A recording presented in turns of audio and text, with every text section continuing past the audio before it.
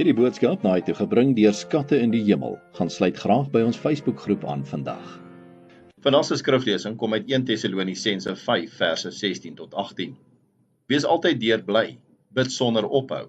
Wees in alles dankbaar, want dit is die wil van God in Christus Jesus oor julle. Vandag se boodskap is getiteld Bekommernisse. Kan jy weier om jou te bekommer? Dit klink onmoontlik, want in hierdie wêreld sal daar altyd iets wees wat jou uitlok om jou te bekommer. Dit is die aard van 'n gefalle, gebroke planeet. Dinge is nie soos hulle veronderstel is om te wees nie. Gevolglik is die versoeking om bekommerd te wees altyd by jou. Bekommernis probeer gedurig neskop in jou denke. Die beste verdediging is om gedurig te bid en in alle omstandighede dankbaar te wees.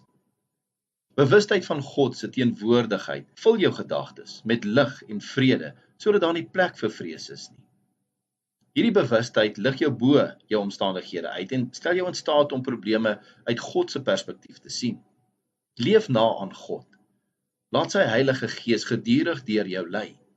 En saam met hom kan ons die wolwe van bekommernis op 'n afstand hou. En vertrou op hom. Hy sal die bekommernisse ten goeie laat eindig. Kom ons bid saam.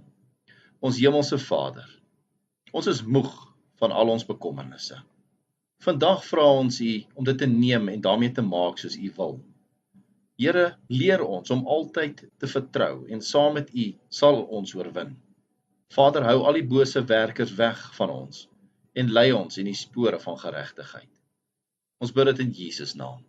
Amen. As jy soortgelyke boodskappe wil ontvang Maandag tot Vrydag, sluit aan by ons WhatsApp broadcast groep.